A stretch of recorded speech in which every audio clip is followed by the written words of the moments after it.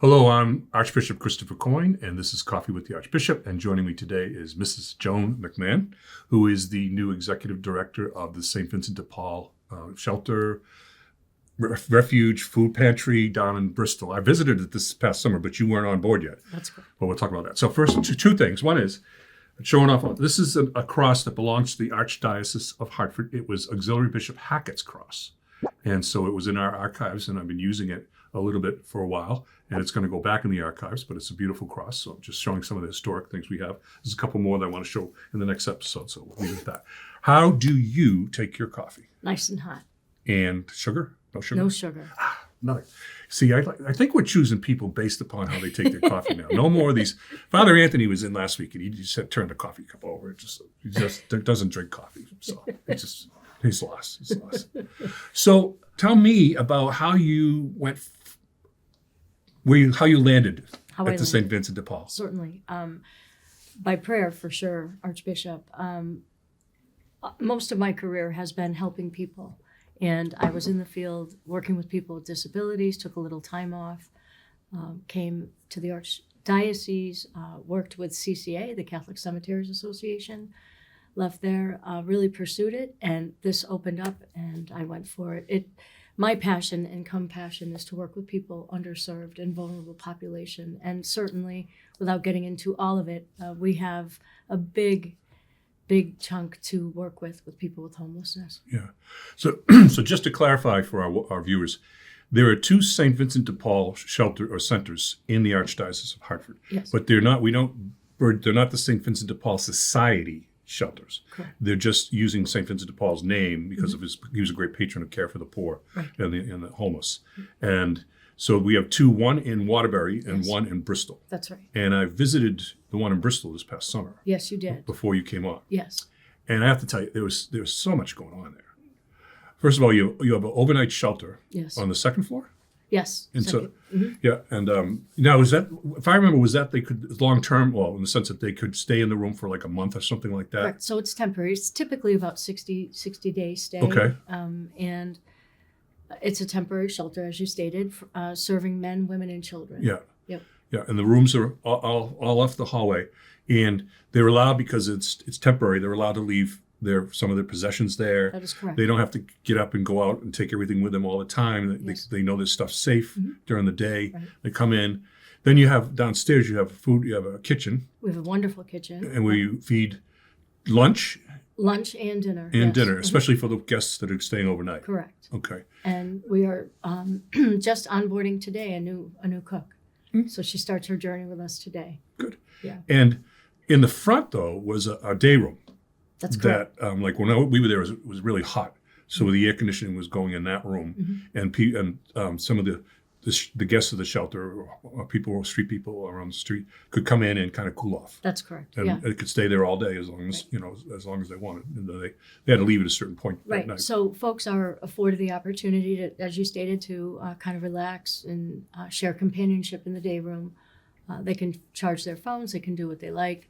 Their bedrooms are their own private bedrooms for that length of time that they're with us, and they can are afforded the ability to shower and just kind of catch their breath and reassemble their thoughts. Right, and then you have somebody who works with the local communities and others to find them permanent places. We have a wonderful resource center, which is downstairs. There was so much happening downstairs. So maybe you could kind of walk through. This is in your head. This is this. Sure. So I'd be happy to. So as folks come in, they are greeted by our dynamic receptionist, Ebony, and she finds out from them what they'd like to do. So then if they'd like to take a shower, she sets them up with toiletries, shows them where it's at.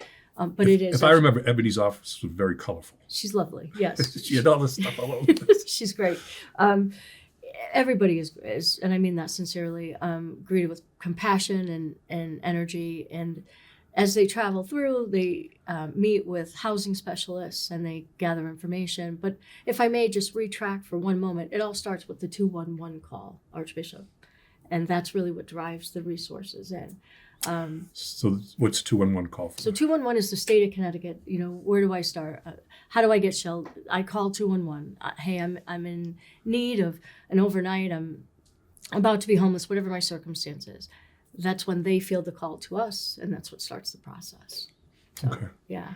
So there's the boarding. Is there an infirmary downstairs? No, No, but we do have Hartford Healthcare that uses our conference room Yeah. for vaccination clinics, Blood et cetera, pressure. et cetera. Yep, Yeah. yep. Yeah. So it's not us, but there's an affiliation. And then there's a couple of rooms that have supplies. Yes. And- So, clothing, right. and then also some toiletries Yes. for We give bags of blessings. Okay. Yep. Like blessing. And then there's a lot of volunteers that help out. Phenomenal volunteer group. There's a family that have adopted us, if you will, for annual Thanksgiving breakfast, where our residents are treated to just a dynamic, full-on breakfast. So. Yeah. So tell us how things are kind of getting really hard because you're full. You can't. I mean, I'm sure you've had to say this. You can't have. We don't have anybody. We don't have room. Well, a couple different things, if I may, with that. So from December 1st to March 31st, we're in what we call the overflow. It's the cold weather overflow. And currently right now, we're in a governor's protocol. And if my memory serves me correctly, it's the 7th time since the start of all of this, which is off of our premise, and we're housed in a church. And that is 24/7. So we've got staff, we're prepared, and folks are encouraged, obviously, to come in and out of the cold. So it's a lot. Yeah. So there's like, for example, we have an overnight shelter in Most Holy Trinity Church right here in Hartford this year. There's about 60 beds downstairs. And we were also functioning there during the day with AA and a couple of other things that was going on. But when the governor says it's a cold alert or what the particular term is, that means you have to keep the shelter open 24 hours, 7 days a week until it's over. That is correct. So that just upsets, like, where's AA gonna meet? Where's a Peter? So that's one of the growing pains that we're facing in Hartford, but we're trying to do what you're doing as much as we can to help the homeless and all that. And I will say that a lot of this is because of the funds that we were able to receive from the Archbishop's annual appeal. And we support your and you do. St. Vincent de Paul thank you very much. with grants from all our money. Absolutely grateful for that. Yeah.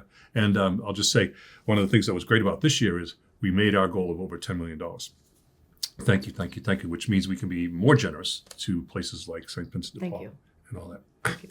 So as someone, part of being of the St. Vincent de Paul Society, which this isn't, was that you also had to commit yourself to prayers and a kind of way of life that is true to the name and the call of St. Vincent. So do you have a little bit of that you can share with us? It's a little personal, I'm sure. No. So personally, yes, I practice in Manchester. It will always be St. James to me, Archbishop Coyne, but it's St. Teresa of Calcutta. Yeah.